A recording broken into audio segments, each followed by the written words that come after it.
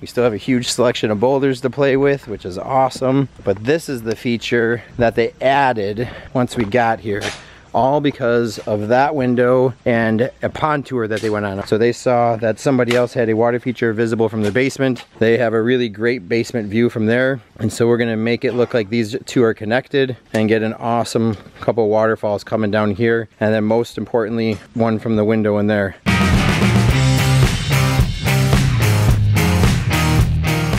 What's up guys, Nick here with Team Aquascape. It's Friday and we are rocking and rolling today. We got most of the backyard wrapped up from that project back there with the urn and the pondless waterfall, and now we're working in the front on the stacked slate sphere that's going to go right in front of the house. As you can see, we have this beautiful house here. This planting bed right here has these 2 rows of boxwoods. The homeowners wanted something that was going to fit right in between them, kind of scale the house and just be really unique. So as you can see, what we're doing is we're putting in a 9 aqua block basin with the pump vault in that back corner. Basically what's going to end up sitting here is a stacked slate sphere, and it's going to be right in between, perfectly centered between these 2 boxwoods here, and then it's going to be able to be seen from that window there. When you get back and look through the window, that's what it's going to look like. We went inside, we checked everything out, kind of looked through the window. We wanted to see where it was going to be visible from the street, where it was going to be visible from the home, and we found the perfect location. Obviously, like you can see, perfectly centered between those 2 boxwoods. That sphere is going to sit right in here, and then it'll be totally visible from both the street and the house, and it's going to be a perfect fit for this little nook space that otherwise would probably be unutilized.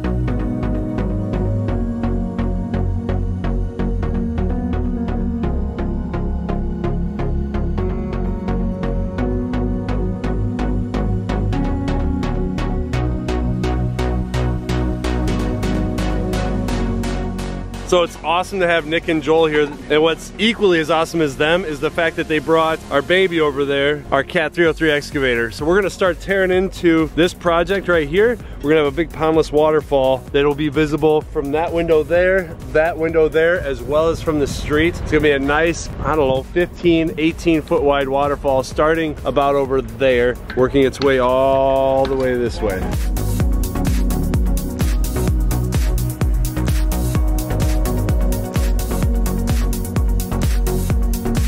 Yo, checking in, letting you guys kind of see where we're at progress-wise. We are focusing on wrapping up the stacked slate sphere. This is the large one that is going to be in the front of the house, which you can see the street behind us. They've got 12 small blocks in here, large stacked slate sphere, and a 2 to 4 pump. You see the guys working on getting some of the outcropping stones in and around, and then we'll button up edges. So really important, guys, when doing the edges, before you trim the liner, is really understanding the splash zone of the sphere, as well as the urns or any of your fountainscapes. You don't want to lose any of that water outside the liner. So we want to make sure that that liner goes back as far away from the sphere as it needs to be in order to catch all the water that is being generated from the pump and all the splash and that kind of stuff. So we had this thing running all weekend, so we kind of know just by the wet spots on the liner where the splash zone is. So it's going to turn out pretty incredible. This stepper pathway behind Juan and Matt is going to come back around, be a little bit more interactive, and then lead me back to where I'm standing on this stepper, which takes you out this way through the garden. Super excited. It's always fun having multiple things going on a job. Super confident in them that they can get that thing knocked out while we start on this guy behind me. Where is it? Right there. Bam. That waterfall's behind me. So that's where we're at. We're gonna get rocking and rolling. You may or may not get a guest appearance by the one and only Brian HELFRICH today. We'll see. But he's got my hopes up. So fingers crossed. Hey, it's Brian with Team Aquascape. I'm here back in Mundelein. I haven't been here for 3 days-ish. Excited to see the progress the guys have made. I know they're on the last part. Remember now, originally this was just a 1-part project, and then as we got here, they added some landscape. They asked us to add some other features, and so it's turned into a much bigger project. Check this out. They're just kind of buttoning some stuff up, but talk about curb appeal. Look at that big sphere. Super simple, but still a huge statement. And the sound is amazing. It looks like they're hooking up the lights right now, which really brings it to life. but what an awesome feature to anybody's front yard. Got some big stones around there. They're finishing this pathway over in here. So we've got a pathway that kind of comes around this way and then continues down and back around Matt that way. So they're just kind of buttoning this up over in here. Micho's finishing the lights, and then we're gonna change some of the landscape up here in front. So I can't wait to show you this all buttoned up. I see Chris and Juan working back over here. We still have a huge selection of boulders to play with, which is awesome. But this is the feature that they added once we got here. So they saw that somebody else had a water feature visible from the basement. They have a really great basement view from there. And so we're gonna make it look like these two are connected and get an awesome couple waterfalls coming down here. And then most importantly, one from the window in there.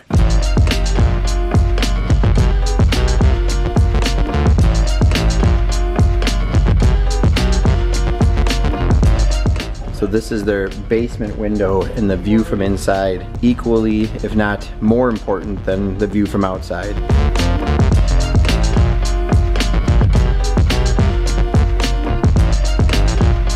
Yo!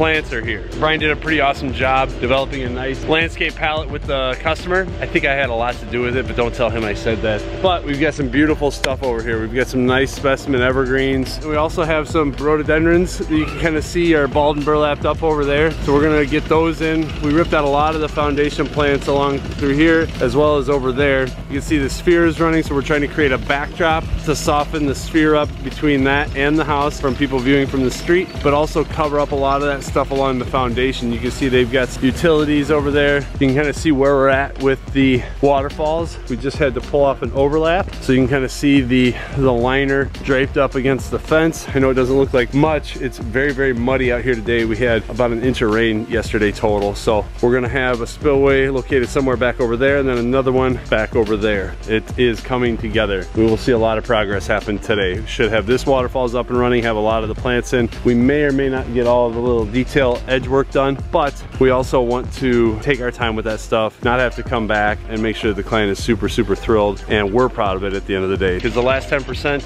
is really the only 10% that matters in my book.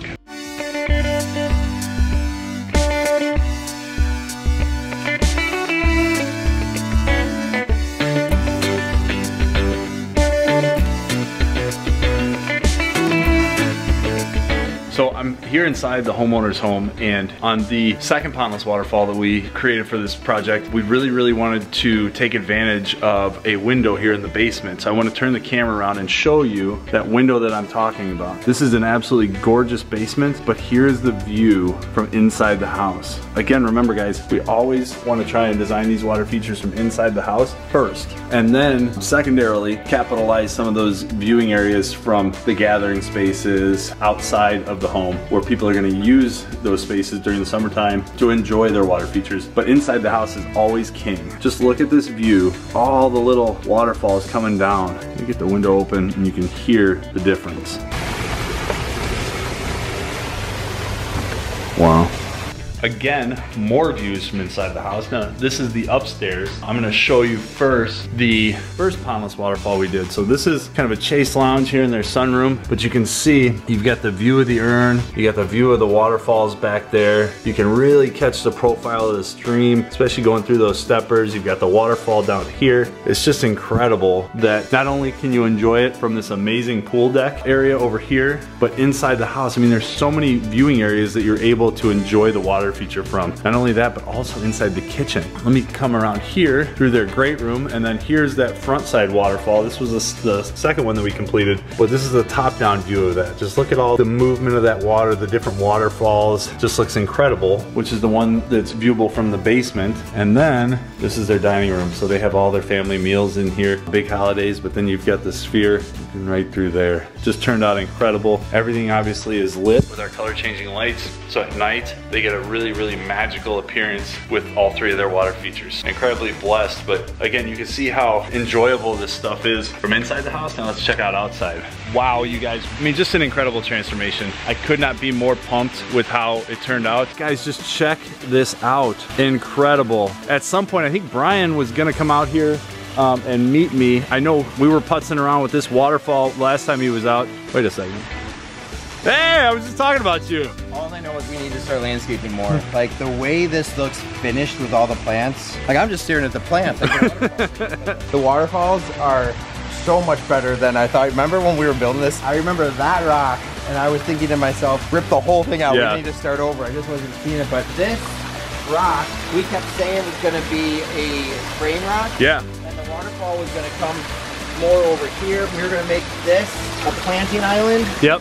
Around it. I actually love it way more condensed. Yeah. So you went with a spillway here and then a spillway over there? Yeah, and a spillway back over in there as well. This waterfall's cool, and I remember one of our worries, so we have this big sheet waterfall, which is obviously visible from the street, which was something really important for them, but something both of us were kind of thinking about, like, how much was this water gonna splash if the waterfall fell right on top of another waterfall? And I know just from past history and practice and experience and stuff, if the water coming out of here creates a thick enough pool up on top of this, you don't get the splash. But if this is really thin, like if I were to block this off, yeah, I could feel the splash. The splash off this chute way out over there. Yeah. So as long as the water's thick enough on the other spillstone, you don't get the splash.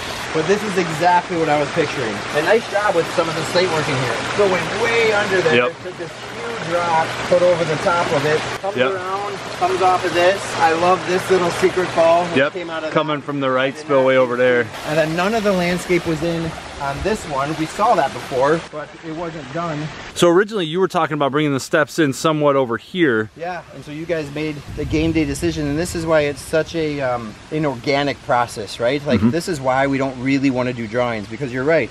Originally the bridge was supposed to come that way, and then the stone pathway and stairs were supposed to come down a little bit more over there. And you guys made the game day decision with the way the bridge laid out, how the retaining wall worked out, to have the pathway come down this way, and it makes a lot more sense. It would have been a lot more work to do it that way and not that much more reward. Yeah. I think it also, more importantly, gave us all of this landscape room on that side, which if the stairs came through there, there's no way we would have pulled off all those plants. Right. And the plants make or break everything.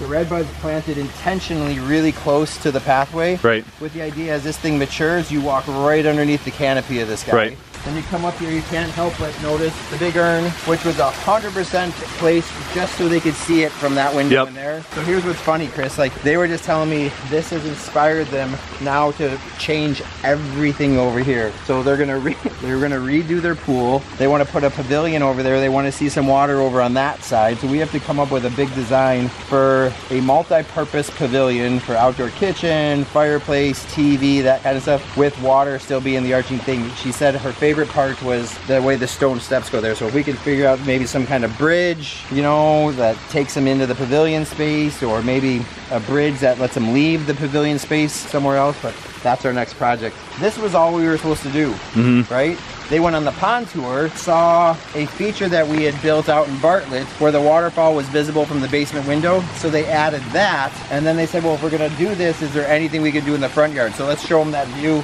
of the front yard. If you guys want to see the video that inspired them to do the front yard water feature at this project, check out the link below. They wanted that one very visible from the street, and I just remember thinking, like, it's great that you want to take care of your neighbors and all the dog walkers and everything else, but that little secret fall that's going towards the basement window, like when we get down in the basement and show you the view of what that looks like, you can understand so much why we designed these things from inside the house. Right. And we added all of these hydrangeas, which really brought the boxwoods to life. Right? Like the boxwoods now have a little bit more purpose. Yep. And then look at that urn.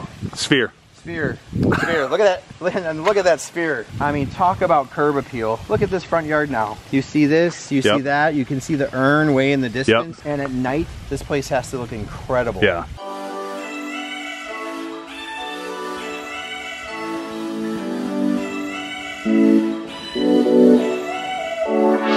It's 11:47 a.m. and the lights are on. Like, it's gonna dump on us. We gotta go. How freaking cool does this look, dude? It's amazing. Like, look at the lighting on it. Like, it's so awesome, and it was perfect. I'm trying to look at the view from inside. I'm like, oh, you can't see it. I'm like, yeah, you can. The lights came on. Well, you can see the storm's coming. The wind is now blowing. Oh my gosh. Hey, so that's a wrap. Oh my gosh. Look at the trees. We hope you enjoyed this. Oh my God, it's coming. Don't forget to like, comment, and subscribe. Most importantly, to check out all of our latest videos here at Team Aquascape. Woohoo!